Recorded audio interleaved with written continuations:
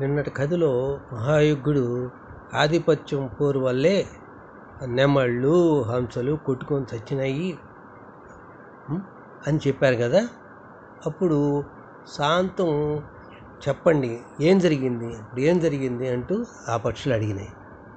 ఈరోజు చెప్తున్నదన్నమాట మహాయుద్ధుడు ఏం జరిగిందో.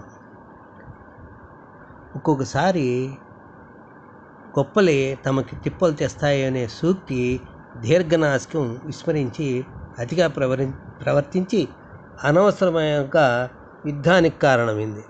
అది ఎలా జరిగిందంటే అంటూ మహాయుద్ధుడు కథ మొదలెట్టాడు.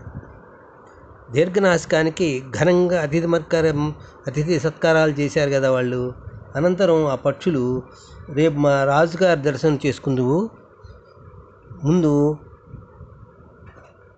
ఆయన నివాసాన్ని చూపిస్తాం పద అంటూ దీర్ఘనాసికాన్ని తమతో తీసుకువెళ్ళి మయూరుడు నివసించే ఓ కొండ గుహను చూపించి ఆ గుహలోనే ఉండే వింతలు విశేషాలు వర్ణించి చెప్పాయి. అప్పుడు అర్ధరాత్రి సమయం అయింది. దీర్ఘనాసికానికి ప్రయాణ అలసట వల్ల కంటి మీద నిద్ర ముంచుకొస్తుంది. అయినా ఆ పక్షులు నిద్రపోకుండా మేలుకొని ఉంటే నేను మటుకు ఏం నిద్రపోతాను, మర్యాద కాదని బలవంతంగా కూర్చుంది. అంతటా ఒక పక్షి, మిత్రమా, మీ రాజ్య విశేషాలను, మీ రాజు గొప్పతనాన్ని చెప్పావు నువ్వు. మా రాజ్య విశేషాలని, మా రాజు గొప్పతనాన్ని విన్నావు. ఇప్పుడు చెప్పు, మన రెండు రాజ్యాల్లో ఏ రాజ్యం ఉత్తమమైనది అని అడిగింది.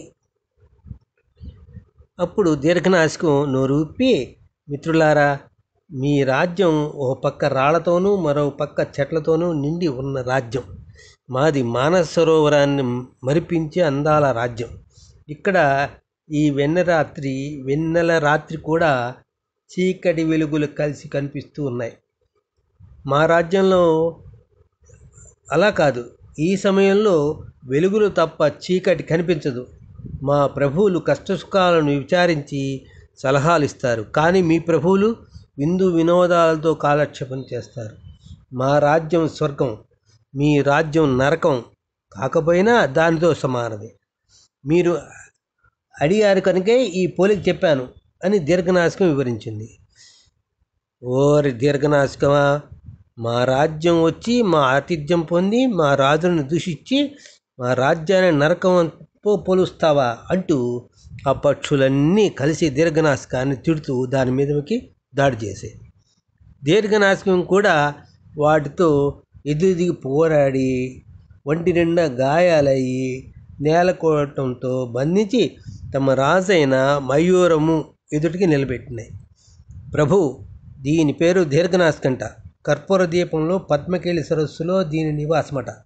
మన రాజ్యం కంటే తన రాజ్యమే గొప్పదని, తన రాజ్య చంద్రముఖుడని, హంసని తమ కంటే గొప్పదని, తన రాజ్యం స్వర్గం అయితే మన రాజ్యం నరకమని అంటోంది.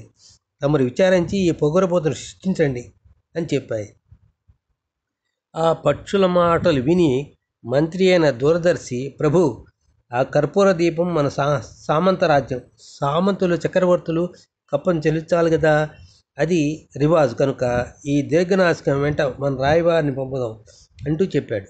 సరే, ఆ చంద్రముఖుడి దగ్గరకు రాయబారిని పంపండి. కప్పం కట్టి మాకు సామంతుడిగా ఉంటాడో లేక యుద్ధానికి సిద్ధం అంటాడో అని తేల్చుకోమనండి అన్నాడు మయూరుడు. దీర్ఘనాసికానికి విడిచిపెడుతూ, నువ్వు ముందుగా వెళ్ళి మీ రాజుగారికి మా రాయబారి పూజింతం అనే పావురం వస్తోందని చెప్పు అంటూ ఆజ్ఞాపించాడు దూరదర్శి. ఇది మహారాజా జరిగింది అక్కడ అని దీర్ఘనాసికం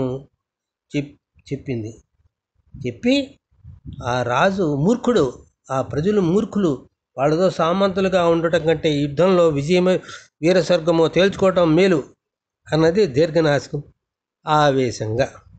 అంతా విన్నటువంటి మంత్రి జ్ఞాననిధి, ఆవేశపడుకు దీర్ఘనాసికం, ఆవేశం అనర్థదాయకం.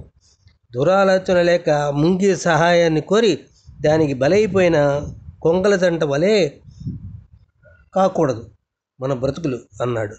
ఎవరా కుంకలదంట ఏమా కథ అని అడిగాడు చంద్రముఖుడు. రేపు చెప్పుకుందాం.